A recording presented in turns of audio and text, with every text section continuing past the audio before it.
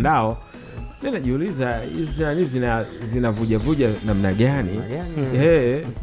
Sijui na nyinyi bado kama mnapojaribu mnachukua muda kujiuliza. Hiyo ni zinavuja kwa sababu hakuna uadilifu miongoni mwa watendaji wanaotakiwa kuzisimamia hizo taarifa na vyombo rasmi vinavyotakiwa kuwasilisha hiyo communication. Kwa sababu havina uadilifu ndio maana zinaenda kwenye mikono sio sahihi kwa muda sio kuwa sahihi. Kwa hiyo ilianzia unofficial kutoka shirikishoni. Sawa ikaingia mtaani, halafu baadaye ikarudi kama masaa mawili hivi. Kama masaa. Sasa siji zinakuaga ndio plani kwamba hebu ngoja kwanza tupeleke hivi, halafu tupime upepo huko namna gani, halafu ndio tuje. Bwana, mahakama ya kimataifa ya usuluhishi sawa ya michezo CAS imetupa rufani ya klabu ya Young Africans yenye kumbukumbu namba CAS bana 2025 mkwaju A mkwaju 11 298 ambayo klabu hiyo ilifungua dhidi ya shirikisho la mpira wa miguu Tanzania TFF kuhusiana na mchezo nambari 184 wa ligi kuu ya NBC Young Africans dhidi ya Simba. Walalamikiwa wengine katika shauri hilo ambalo pamoja na mengine klabu ya Yanga iliomba mechi tajwa hapo juu isipangwe tarehe mpaka itakapo tolewa uamuzi. Ni bodi ya ligi kuu Tanzania TPLB na klabu ya Simba. Simeeleweka hapo? Kutokana na uamuzi huo, CAS, bodi ya ligi kuu Tanzania, inaendelea na maandalizi yake ya kuhitimisha msimu wa ligi kuu ya NBC 2024-2025 na kufanya maboresho ya ratiba ya ligi ikiwemo mchezo nambari 184 Young Africans dhidi ya Simba, kisha kutangaza ratiba mpya mapema iwezekanavyo. Imetolewa na idara ya habari na mawasiliano ya bodi ya ligi kuu Tanzania TPLB Mei Mosi 2025. Imehitimisha taarifa hiyo. Sawa Sawa. Yanga walienda kasi. Sawa walienda kasi, lakini inaonekana kuna vitu ambavyo havikwenda sawa. Kuna baadhi ya vielelezo ambavyo kasi ilivihitaji vikaonekana vimeshindwa kutosheleza. Kimsingi ukiangalia tu kurasa wa pili wa ile barua kati ya zile kurasa 9 inaeleza wazi maamuzi ambayo yanayoenda kutolewa mwishoni, sababu mwishoni kurasa mwisho kabisa ndio kuna maelekezo ya nini hatua za kufuatwa, yale maamuzi makubwa matatu. Lakini kufikia hayo maamuzi makubwa matatu kwenye kurasa wa pili hapa CAS wameelezea kwamba mlalamikaji ambaye Young Africans alipowasilisha hiyo barua Aprili 14 alitakiwa alete uthibitisho katika madai yake kwamba anahisi haki yake inaweza kwenda kunyimwa. Akaambiwa leta uthibitisho haki yako kama Young Africans inanyimwa vipi, ili hali barua iliyotolewa na mamlaka ni ya kuahirisha mchezo. Haikusema kwamba nyie mnapokwa pointi au haikusema kwamba itaathiri vyovyote nyie nafasi yenu kwenye msimamo. Na kinachokatiwa rufaa kwenda kasi ni maamuzi ya vyombo vya shirikisho, sio barua ya maelekezo. Kasi ya wadili na barua walichokitoa bodi ya ligi ni barua ya maelekezo kwamba kwa sababu za kiuchunguzi zinazoendelea hii mechi itapangiwa tarehe siku nyingine ili tukamilishe uchunguzi. So kwa mujibu wa kasi iliwapasa Young Africans wasubirie hiyo ripoti ya uchunguzi, then maelekezo yake kama waridhishwi nayo ndio wasogee hatua za juu. Kingine ambacho waliwataka Young Africans wakithibitishe ile tarehe 14 April ni kuonesha kwamba wao kuahirishwa kwa ule mchezo kumewatia hasara ya kimapato.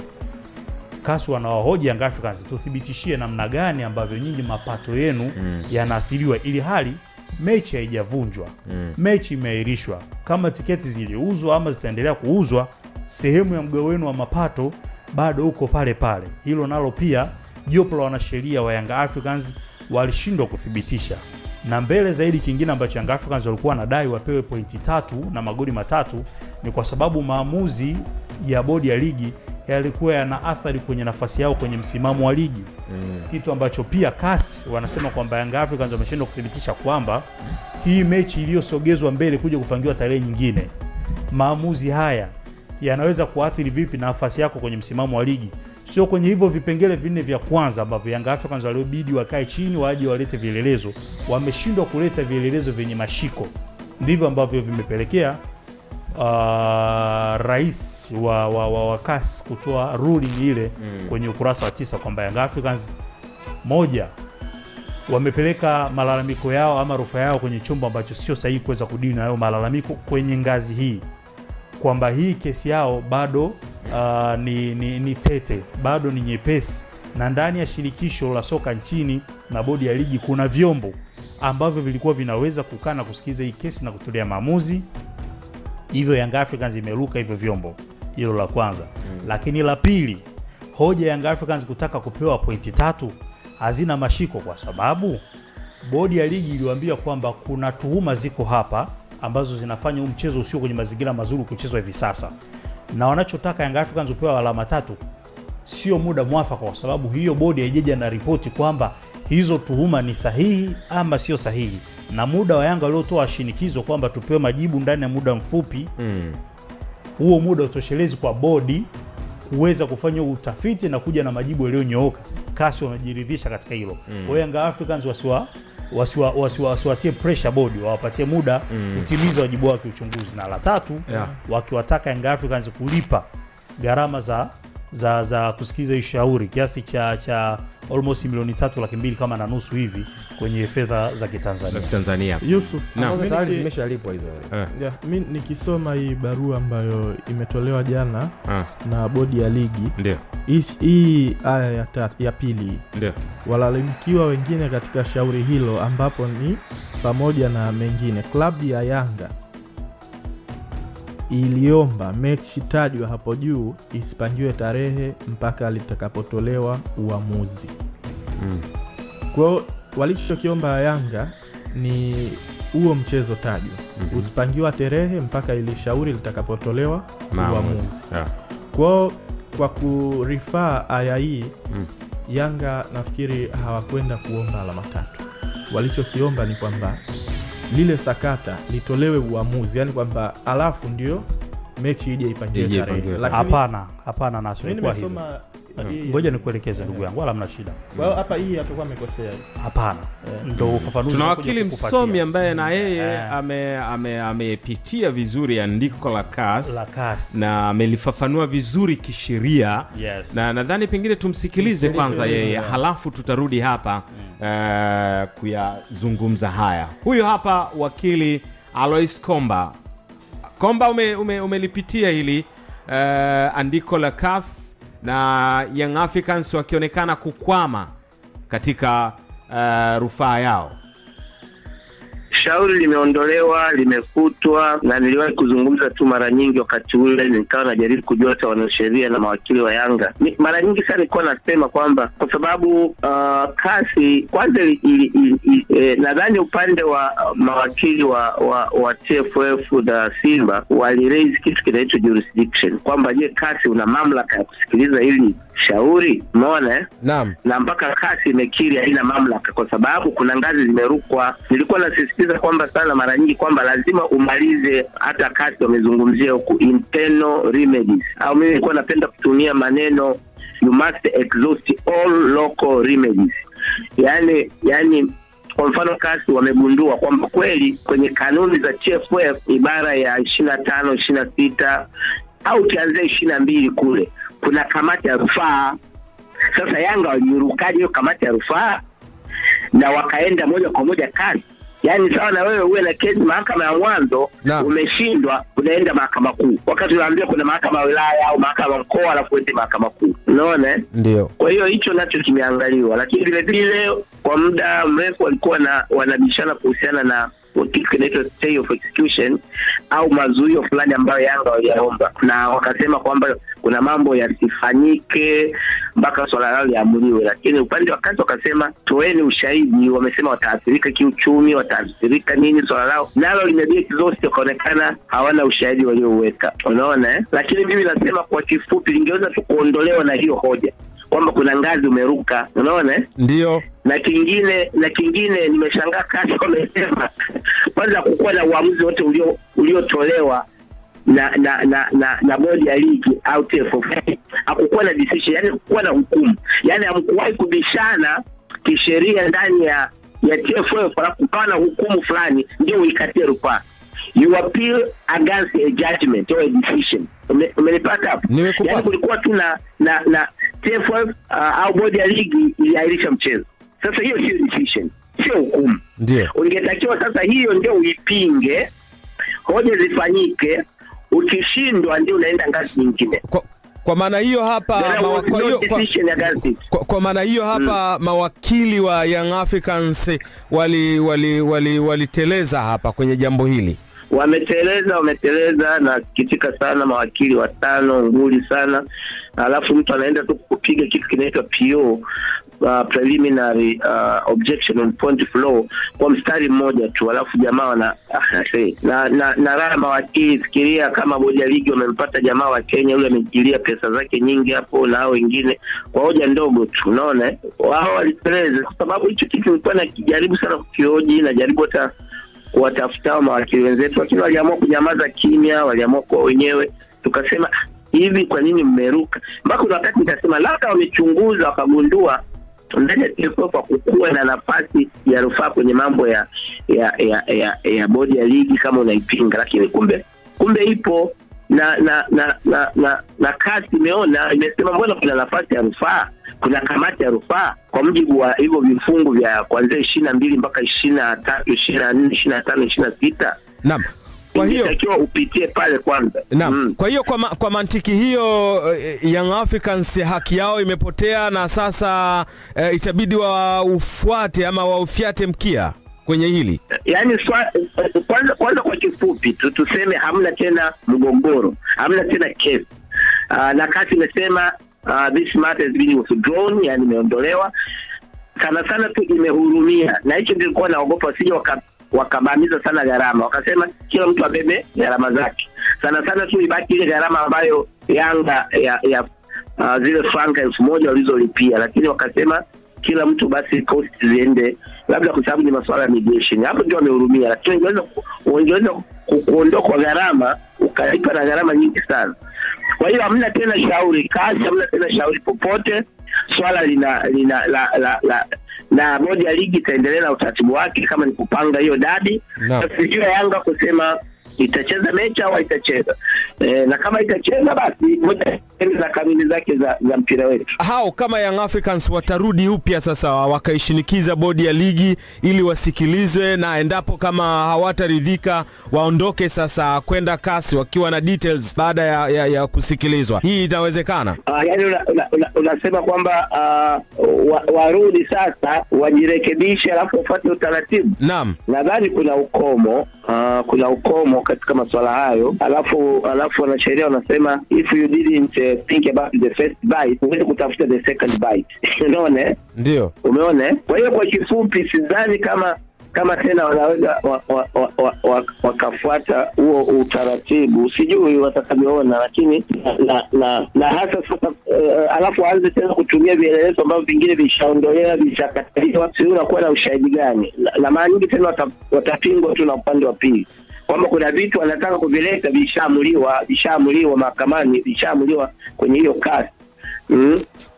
Kwa hiyo nadhani tu Yanga wao wapole, warudi, alafu tusubiri utaratibu mwingine ndani ya TFF. Kwa hiyo Yanga wawe tayari tu kupokea maelekezo ya bodi ya ligi na wapeleke timu uwanjani wakacheze kwa afya ya jambo hili. Ndio hilo.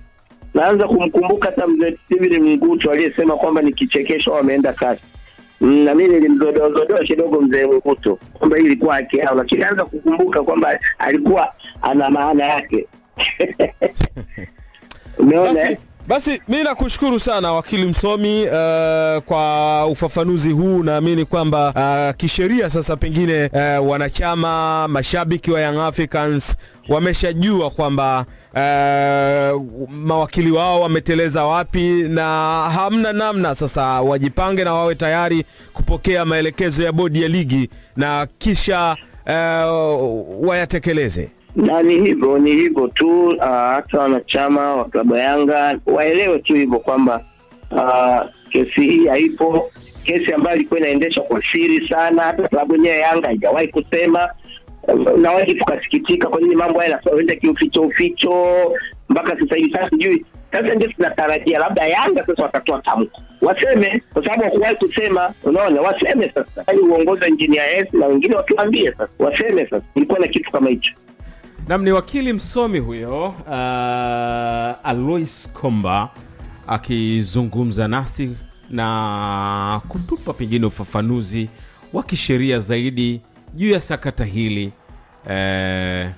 la wananchi kudondokea pua. Sema tu kudondokea, sema kuangukia kidogo kama na kudondokea pua kule CAS. Nilimuuliza, kuna baadhi ya maswali ambayo pengine ukiwa unamsikiliza wakili anazungumza na wewe unatamani hebu ngoja hili swali fulani ningeweza kumuuliza. Kuna swali ambalo nilimuuliza, nadhani wengi pia walikuwa wanajiuliza. Je, ni vipi kama Young Africans wataenda sasa bodi ya ligi wakashinikiza wasikilizwe, halafu wakapata, baada ya kupatiwa majibu kwamba pako hivi hawajaridhishwa, waruke tena kwenda CAS ili waendelee kuisaka haki yao? Yanga kurudi hawatarudi bodi ya ligi, watarudi kamati ya rufaa, ambacho ni chombo kilichopo hapa Tanzania. Nafikiri mimi unajua lazima upitie hivi haya maandiko mbalimbali. Nimepitia andiko lilotolewa jana na bodi ya ligi, nimemsikiliza wakili ambaye umetoka kumplay, na kuna baadhi ya mawakili ambao nimeongea nao, wengine ni maagent kabisa FIFA ambao wamefanya hii mitihani ya sheria za FIFA na wamefaulu. Kwa hiyo wale wao ni mzuri. Kilichoamuliwa Yanga jana juu ya CAS, Yanga hawajaambiwa kwamba hawana haki. Sema kuna hatua wameziruka. Kwenye kesi yoyote ya kimgogoro ambayo inatokea kwenye nchi husika, mlalamikiwa anatakiwa kupitia kamati ya rufaa iliyopo kwenye nchi husika. Haijalishi ni club, ni mchezaji ama ni kocha. Na tukirejea hilo vizuri, watu wakumbuke hata kesi ya Bernard Morrison dhidi ya Yanga. Bernard hakuruka hapa Tanzania moja kwa moja akaenda CAS. Kuna malalamiko yake ambayo yalisikilizwa kwanza kwenye kamati ya rufaa ya hapa Tanzania. Majibu yake ni kama yalikuwa hayajaridhisha kwa pande zote mbili. Pale ndio Bernard Morrison akapeleka Yanga wapi? CAS. Na uamuzi ukaja vipi? Yanga, Bernard alishinda ile kesi dhidi ya Yanga, lakini alianza kwanza hapa nchini kwenye kamati ya rufaa, alafu ndo akaenda CAS. Kosa ambalo wamelifanya Young Africans ni kuto kupita kwenye kamati ya rufaa ya hapa Tanzania kwanza, alafu akaenda CAS. Kwa hiyo walichokifanya CAS ni kuwakumbusha Yanga kwamba kuna sehemu mmeruka, mnatakiwa kupitia hili na hili. Na hilo kosa ambalo wamelifanya ni kama limekuja kuwavua nguo Young Africans. Nafikiri Yanga hawana wanasheria wazuri wenye uelewa wa sheria za FIFA. Sio kwamba sio wanasheria wazuri. Yaani unaweza ukawa mwanasheria mzuri kwenye hayo mambo mengine, lakini kuwa mwanasheria mzuri kwenye masuala ya sheria za FIFA ni vitu vile tofauti. Na ndio maana pia kuna baadhi ya wanasheria wanaenda kufanya ile mitihani ya uagent ambayo pia inakutaka pia uwe na uelewa mzuri wa sheria za FIFA, na baadhi yao wanafeli. Kwa hiyo unaweza ukawa mwanasheria mzuri kwenye haya mambo mengine, lakini kuja kuwa mwanasheria mzuri kwenye masuala ya FIFA ni vitu viwili tofauti. Kwa hiyo naamini wanasheria wa Yanga inawezekana ni wazuri kwenye hizo engo zingine, lakini unapokuja swala la sheria za FIFA kidogo kuna mahala inaonekana wanastack. Na niliamini kwamba baada ya kufeli kwenye haya mambo mara moja, mara mbili, mara tatu, labda mara hii wangehitaji labda usaidizi kwa watu ambao wamebobea kwenye hayo masuala ya FIFA. Bahati mbaya hawajaenda kuhitaji huo usaidizi, wamekuja wameangukia tena pua. Kwa hiyo walichokutana nacho Yanga sio kwamba wameambiwa hawana haki, sio kwamba hakuna kitu ambacho wanaweza kufanya, sema kuna hatua wameziruka, na ndio hicho kasa ambacho wamewakumbusha Young Africans kwamba pitieni kwanza hichi alafu ndio mje huko.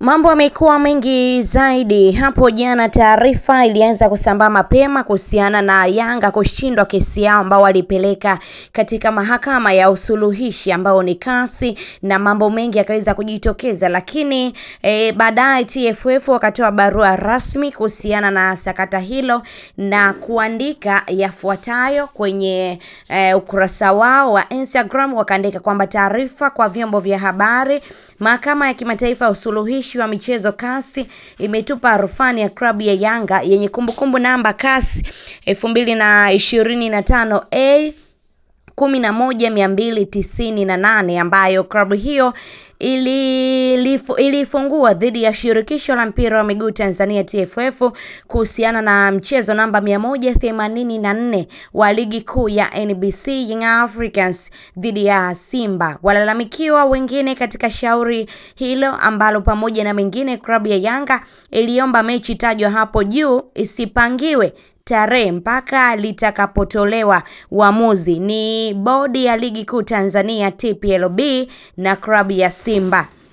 Kutokana na uamuzi huo wa kasi, bodi ya ligi kuu Tanzania inaendelea na maandalizi yake ya kuhitimisha msimu wa ligi kuu ya NBC 2024-2025 na kufanya maboresho ya ratiba ya ligi, ukiwemo mchezo namba 184 Young Africans dhidi ya Simba, kisha kutangaza ratiba mpya mapema iwezekanavyo. Imetolewa na idara ya habari na mawasiliano bodi ya ligi kuu Tanzania TPLB Mei 1, 2025. Mambo ndo yako hivyo.